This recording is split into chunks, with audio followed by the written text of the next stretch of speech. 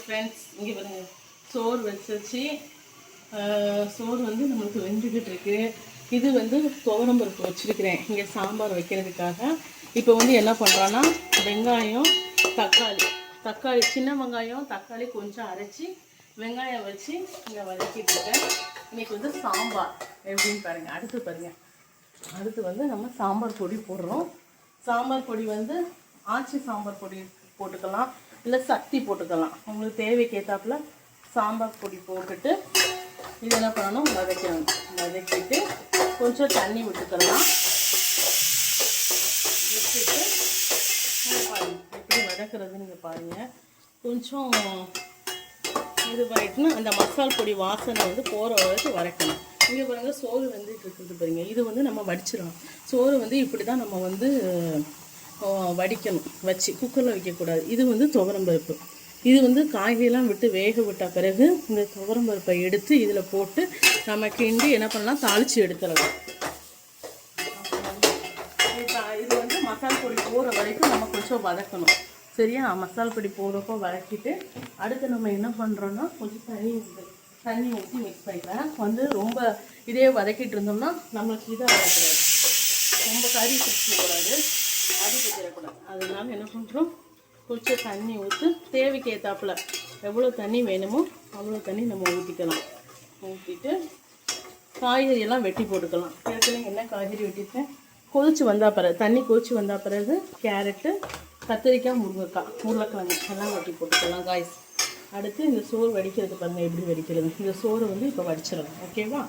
சோறை வடிச்சிட்டோம்னா நம்மளுக்கு அடுத்து ஈஸியாக போயிடும், இடமும் ஃப்ரீயாயிரும். கொஞ்சம் காஃபி போட்டு குடிச்சிருந்தாலும் நம்ம காஃபி போட்டு குடிச்சிடலாம். இந்த சோறு வடிக்கிறது மட்டும் எப்படின்னு பாருங்கள். எப்படி வடிக்கிறது பிரச்சனை எங்கம்மா, சோறு வடிக்கிற பிரச்சனை எங்களுக்கு. பசங்கள்லாம் வச்சு எவ்வளோ போட்டாங்க, எதுவும் முடிஞ்சு இப்போ தானே வந்திருக்கோம். ஒவ்வொன்றும் ஒவ்வொரு இடத்துல எதுலாம் நம்ம வச்சு நம்ம வச்சுக்கணும். நீங்கள் பாருங்கள் கைஸ் எப்படி சோறு வடிக்கணும். இந்த சோறு வந்து வெந்துருச்சு. இங்கே பாருங்கள் சோறு வடிக்கிறது பாருங்கள் எப்படி வடிக்கணும். சோறு வெந்துருச்சா இதை எடுத்துட்டு கொஞ்சம் ஊற்றிக்கலாம். கொஞ்சம் வடிச்சிட்டு அதுக்கப்புறம் பாருங்கள் கைஸ் இந்த இதில் வச்சு வடிதண்ணி வேணும்னா நம்ம எடுத்துக்கலாம். இங்கே பாருங்கள் இப்படி வடிச்சிட்டு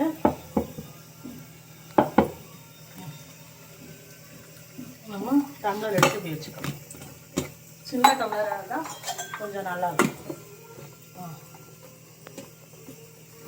அது வந்து நமக்கு உள்ளே வந்து சோறு வந்து வடிஞ்சிடும், நீட்டாகிடும். அடுத்து பாருங்க இதாகுது. இதுக்கு வந்து நம்ம இன்னும் கொஞ்சம் தண்ணி ஊற்றிட்டு காயெல்லாம் போட்டு வேக போட்டு இந்த பருப்பை கொண்டு வந்து ஊற்றிக்கலாம். ஓகேவா? இது வந்து வெந்துடுது. இதுக்கு வந்து நல்லா கொதிச்சு வரணும். கொதிச்சு வந்த பிறகு கேரட்டு, கத்திரிக்காய், முருங்கைக்காய், உருளைக்கிழங்கு போட்டு இந்த பருப்பு போட்டோம்னா அவ்வளோதான், சாம்பார் ரெடி. தாளித்து எடுத்துடலாம். ஈஸியாக இருக்குது காய். நீங்கள் மிளகா குழம்பு அந்த சாம்பார் பொடி நீங்களும் பண்ணலாம், இல்லை ஆச்சி சக்தி மசாலா வெளியில் சாம்பார் பொடின்னு கேட்டால் தனியாக கொடுப்பாங்க, அதுவும் டேஸ்ட்டாக இருக்கும். நான் வந்து ஆச்சி யூஸ் பண்ணுவேன் சாம்பாருக்கு மட்டும். சிக்கனுக்கு வந்து சக்தி யூஸ் பண்ணுவேன், சக்தியும் நல்லாயிருக்கும். வீட்டில் அரைச்ச பொடியும் இருக்குது, வீட்லேயும் அரைச்சி பொடி வச்சுக்கிறேங்க தனியாக மசாலா வச்சு. இன்னும் நல்லா பொடியட்டும். தண்ணி வேணுங்கிற அளவுக்கு நம்ம தண்ணியை ஊற்றிக்கிறாங்க. பருப்பும் வெந்துட்டு வருது. நம்ம இன்னும் நேற்று காய்கறி பண்ணி வச்சுருந்தோம்ல, அதில் முருங்கைக்காய் எடுத்துக்கலாம், கத்திரிக்காய், உருளைக்கிழங்கு எல்லாம் எடுத்துக்கலாம். உருளைக்கிழங்கு ஓகேவா? இது கொஞ்சம் கொதிக்கணும். கொதிச்சு வந்த பிறகு இதெல்லாம் நம்ம இது பண்ணலாம். அடிக்கடி இதை மறந்துடுது. தண்ணி எவ்வளோ தேவைங்கிறப்போ அந்த அளவுக்கு ஊற்றிக்கணும். எங்கள் வீட்டில் வந்து என் பையன் என் பொண்ணுலாம் சாம்பாருக்கு, இட்லிக்கு, தோசைக்கு, சோறுக்கெல்லாம் கொஞ்சம் அதிகமாக சாம்பார் எடுத்துக்கிடுவாங்க.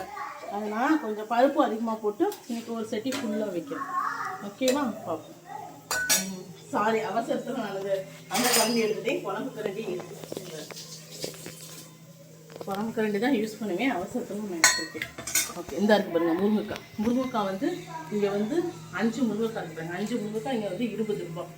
இந்த இருக்குது பாருங்கள், 5 முருங்கைக்காய் வந்து 20 ரூபா. இன்றைக்கி வந்து என் பசங்களுக்கு முருங்கைக்காய் பிடிக்கும்னால இன்றைக்கி நான் 3 முருங்கைக்காய் போடுறேன். அடுத்து வந்து புளிக்குழம்புக்கு 2 முருங்கைக்காய், 3 முருங்கைக்காய் போட்டு எனக்கு வைக்க போகிறேன். இன்னும் உருளைக்கிழங்கு இருக்குது. உருளைக்கிழங்கு எடுத்துகிட்டு வந்து உருளைக்கிழங்கு வெட்டி போட்டு இது கொதிச்சு வரும்போது நம்ம வெட்டி போட்டோம்னா கரெக்டாக ஆகிடும். ஓகே கைஸ், அடுத்து நான் குழம்பு வச்சா பிறகு பார்ப்போம். மாம்பழம் இருக்குது. மாம்பழம் யாராவது சாப்பிட வரீங்கன்னா நல்லா இருக்குது மாம்பழம். என் பசங்களுக்கெல்லாம் கொடுத்துட்டேன். நேற்று வந்து சொல்லி இல்லாத உளுந்து அரைச்சி வச்சேன், எடுத்து வச்சேன். இன்றைக்கி வந்து மாவு அரைக்கிறதுக்கு ஓகேவா. தேங்காயும் வாங்கி வச்சாச்சு புளிக்குழம்பு. நல்லா பெரிய தேங்காய் கைஸ். ஓகே.